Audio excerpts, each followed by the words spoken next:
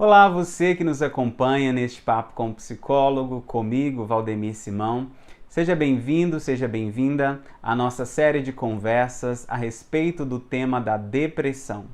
Como nós já dissemos na semana passada, a depressão é um tema muito sério, muito importante e necessário da gente estar sempre falando sobre, porque a gente pode, através do conhecimento sobre o que ela é, sobre suas causas, seus sintomas, seu tratamento, a gente cuidar um pouco mais de nós mesmos e também das pessoas que estão ao nosso redor, que podem estar passando por um processo de adoecimento tão difícil como esse, que é a depressão.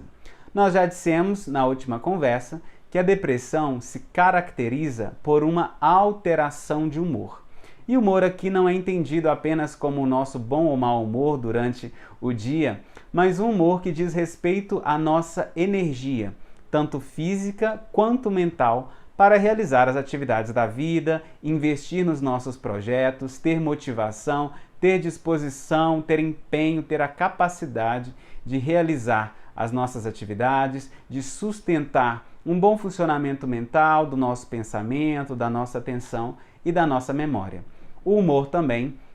é caracterizado pela nossa sensibilidade, tanto ao prazer, às alegrias da vida, às satisfações, às coisas que nos fazem sentir bem, como também a dor. Dor física, dor mental, aquilo que faz a gente adoecer, sentir sofrimento, sentir solidão, enfim, diversas situações que dizem respeito à nossa experiência negativa de dor, de sofrimento e de angústia ao longo da vida, que são todas elas afetadas e modificadas durante um processo de adoecimento depressivo. Hoje nós vamos falar sobre as causas, sobre aquilo que leva uma pessoa a desenvolver um quadro depressivo, dentro daquilo que a ciência hoje já nos aponta como as causas principais de um processo como esse. E dentre essas causas nós temos três, embora hoje a gente vai dar um foco maior em uma delas, que são as causas genéticas, que dizem respeito ao nosso próprio organismo, a forma como o nosso corpo se constitui, como ele funciona, a forma como o nosso cérebro trabalha, como os neurotransmissores, como os hormônios que estão no nosso corpo, enfim, tudo aquilo que compõe o nosso organismo funciona na vida e afeta a gente durante essas experiências. Tanto é que quando se faz um tratamento utilizando remédios, utilizando comprimidos para cuidar, da pessoa que está enfrentando um processo depressivo, a gente percebe o quanto a influência sobre o organismo, sobre o corpo, influencia na melhora e no tratamento da pessoa. A segunda causa principal é a causa psicológica, que é o que a gente vai falar hoje um pouco mais, que diz respeito à experiência de vida da pessoa, aos acontecimentos que ela teve, que ela enfrentou ao longo da vida, as coisas que ela vivenciou durante todo um processo. E a terceira causa diz respeito ao estilo de vida que a pessoa leva, as escolhas que ela toma, as realizações que ela faz ao longo da vida, que podem influenciar e que podem ser situações motoras de vulnerabilidade. Ou seja, a forma como a pessoa leva a vida cotidiana pode influenciar em muito ao surgimento de sintomas depressivos. E para a gente entender um pouco mais sobre as causas psicológicas relacionadas à história de vida de uma pessoa, a gente pode entender que ao longo da vida a gente tem diversas experiências e muitas delas são experiências negativas, experiências ruins, experiências que deixam em nós marcas tristes, marcas traumáticas, marcas que a gente carrega ao longo da vida. E nisso a gente deve dar um destaque maior para as experiências ruins que são vivenciadas nas fases iniciais do desenvolvimento da pessoa, ou seja, tanto a infância como a adolescência. A infância, principalmente, em que é aquela fase em que nós estamos conhecendo o mundo, estabelecendo a nossa forma de lidar com as pessoas, de lidar com a realidade, é uma fase muito importante em que muitos dos acontecimentos que ali ocorrem nos marcam e a gente carrega por toda a vida.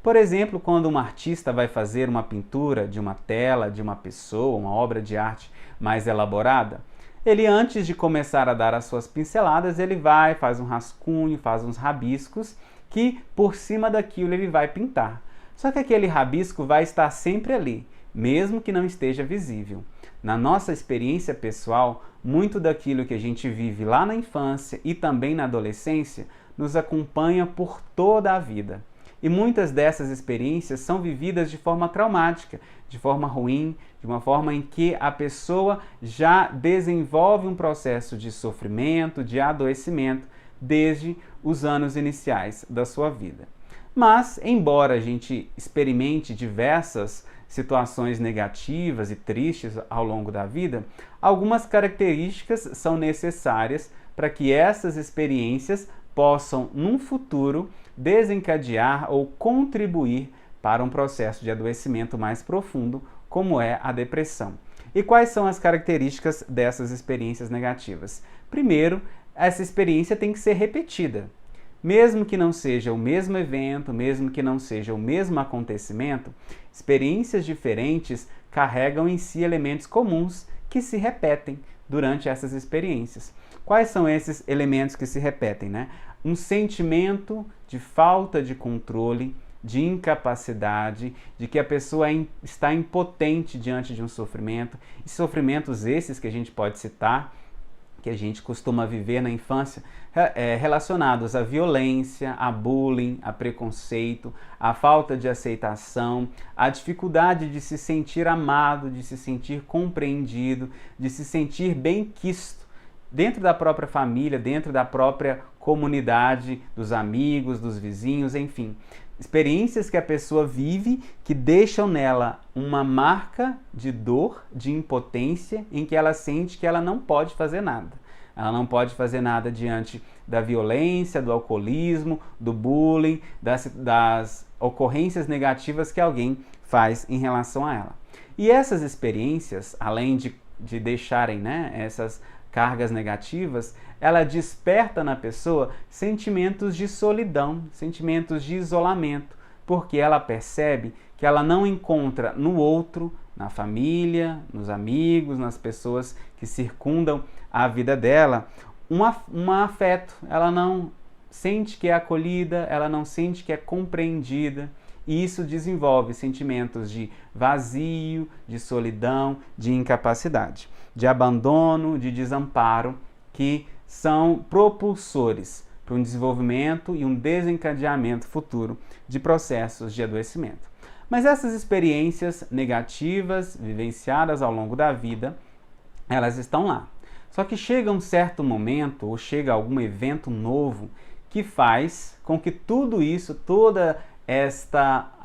esse conjunto de afetos negativos, de pensamentos, de formas de se enxergar, ele ressurge, né? Porque ao longo do processo, a pessoa vai construindo e vai solidificando uma imagem que ela tem de si mesma, e que pode ser uma imagem de que eu sou incapaz, eu sou inútil, nada de bom vai acontecer, o mundo é ruim, coisas ruins sempre vão acontecer comigo, para que eu nasci, eu sou inútil, eu não sou nada, eu não sou ninguém.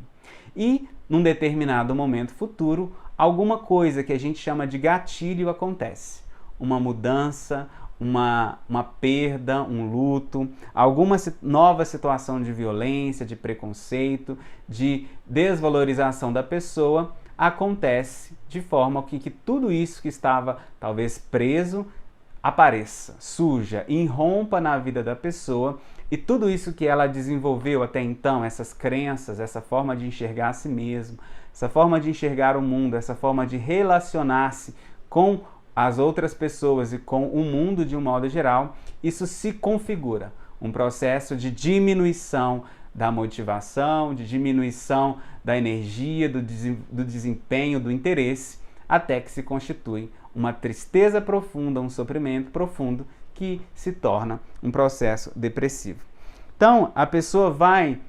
a partir, né, do surgimento desse gatilho, desenvolvendo 3 aspectos centrais, que são sentimentos, pensamentos e comportamentos. Nos sentimentos, a pessoa desenvolve cada vez mais sentimentos de tristeza, de vazio, de solidão, de isolamento, sentir-se que não é amada, sentir-se desvalorizada, desesperançada, não tem mais crença nas pessoas, não tem mais crença no futuro e um vazio se constitui cada vez mais, em que a pessoa se joga no abismo do que ela não é ninguém, ela sente que ela não serve para nada, e isso vai alimentando pensamentos. Pensamentos de inutilidade, pensamentos de culpa, pensamentos de pessimismo. A pessoa já acha que tudo vai dar ruim e continua sempre alimentando sentimentos negativos sobre si mesmo, negativos sobre o mundo e pensamentos ruins, de que nada vai sair bom, de que tudo vai dar ruim. E isso se transforma em comportamentos de isolamento, comportamentos de diminuição do interesse nas atividades que faz, da motivação, uma procrastinação, um comportamento de deixar as coisas sempre distantes, de tal forma que a pessoa se enclausura, se fecha no seu próprio mundo e deixa todas as outras coisas longe, porque ela já, talvez, ao longo das experiências que ela viveu, ela já entendeu que vai dar ruim, que o mundo é ruim, que as coisas ruins vão acontecer com ela e que ela não pode fazer nada. Então tudo isso se torna um ciclo vicioso de sentimentos ruins, de pensamentos ruins, de comportamentos que reforçam cada vez mais o sentimento ruim e a visão negativa que a pessoa tem sobre si mesma. E que vai se constituir nos sintomas, que são diversos e que a gente vai falar sobre isso na próxima semana. Então, a gente pode entender que a depressão ela tem diversas causas e as principais causas estão relacionadas às experiências que a gente tem ao longo da vida e que nos marcam. As feridas, os nossos próprios monstros pessoais que ficam ali, às vezes escuros, à espreita, esperando um gatilho, esperando uma nova situação, uma mudança em que tudo aquilo que até então estava represado irrompe, aparece e se manifesta num processo de diminuição pessoal tão intensa que se torna uma depressão. Isso faz a gente pensar na forma como a gente lida